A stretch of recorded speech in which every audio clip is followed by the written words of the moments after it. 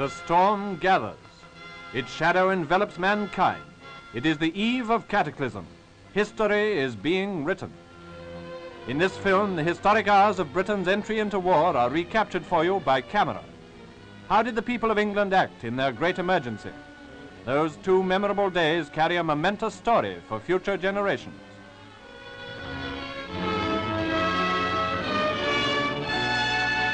The crisis has been blowing up for a fortnight. At the Mother of Parliaments, the heart of democracy, members have been in session during their normal holiday. In Downing Street, where the Prime Minister resides, first the Polish ambassador, then the German chargé d'affaires are visitors. Opposition leaders as well as cabinet members are called into conference. Though the situation is acute, war is not absolutely inevitable, we are told.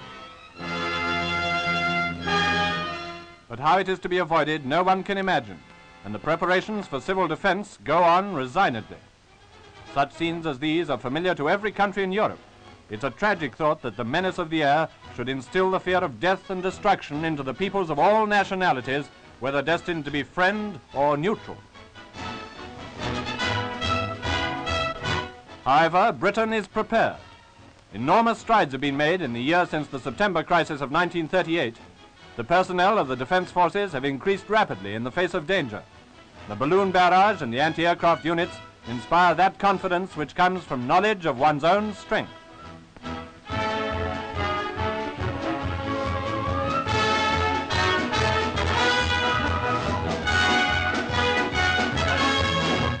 Outside Buckingham Palace, the King's sentries pass from peacetime scarlet to service khaki.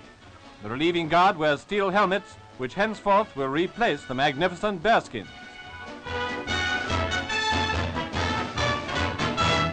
War is not inevitable, but the chances of peace are slender indeed, and the hospitals are evacuated of their patients, young and old, who go to places of greater safety. How pathetic that these innocent human beings, in the midst of their suffering, should have to endure the threat of misery to come. Evacuation looked like being a big ordeal, yet so skillfully had the schemes been planned, and so willing was the help forthcoming, that the immense emptying of Britain's cities was carried out with almost the air of routine.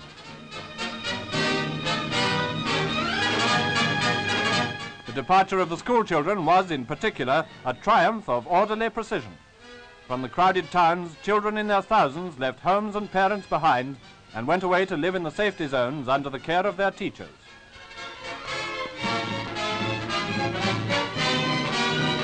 And here, another consoling thought, most of the youngsters went away cheerfully enough. For them, fortunately, the whole procedure seemed to hold no terrors and was even regarded as a holiday. With food and clothing provided by their parents, and each carrying a gas mask, they entrained for their excitingly unknown destination.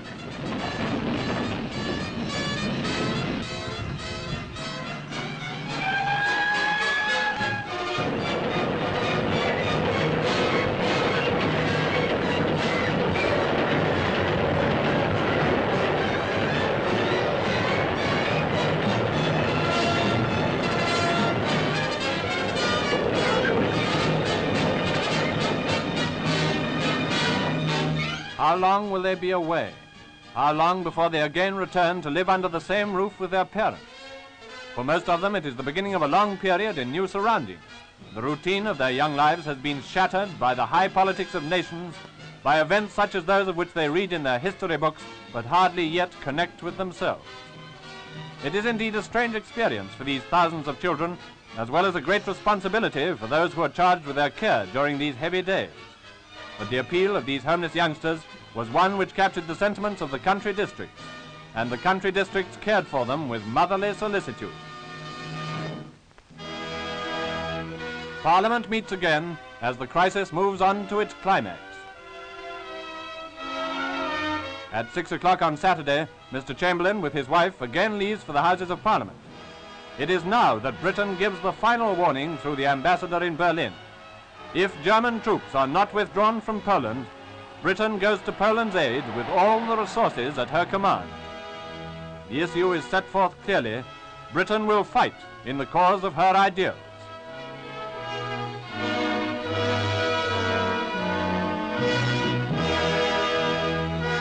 Tradition is set aside when the King goes to Downing Street for conference with Mr. Chamberlain. a graceful thought to save the anxious and hard-worked Premier a journey.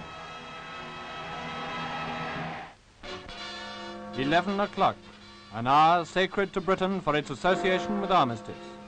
11 o'clock on Sunday, September the 3rd. The government's final warning to Hitler has been ignored, and a state of war once more exists between Great Britain and Germany.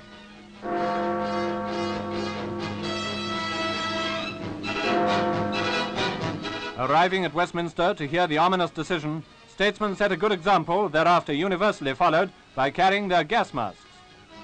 Following the declaration of war, the cabinet has been reformed. Mr. Anthony Eden is now Secretary for the Dominions with special access to the War Cabinet. Mr. Churchill, as in 1914, is First Lord of the Admiralty.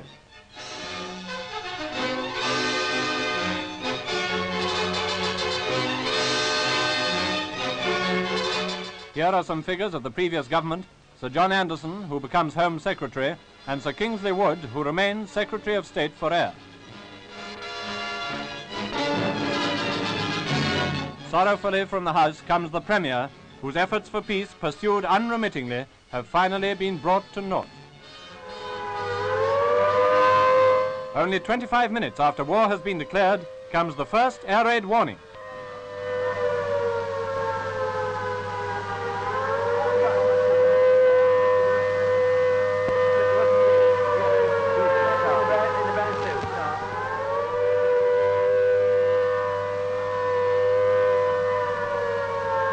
This was the opportunity for the people of Britain to demonstrate their traditional calm in the face of danger. There was no sign of panic. Men and women in the streets made their way quickly to the nearest shelter and queued up in orderly processions at the entrance.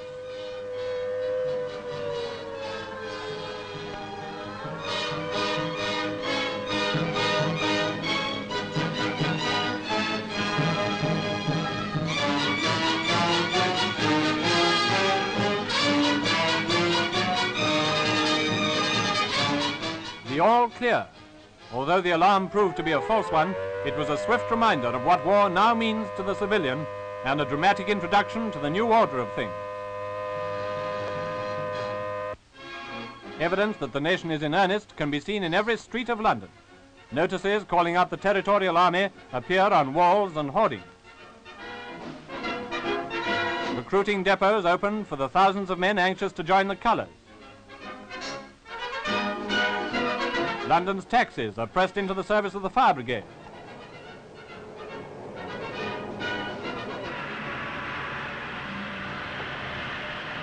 There are fewer wayfarers, and they all carry gas masks. Mattresses are installed in government offices where civil servants overwhelmed with war work may rest. Meanwhile, here's the last picture of Herr Kott, the German chargé d'affaires, as he leaves the embassy and drives away en route for Berlin.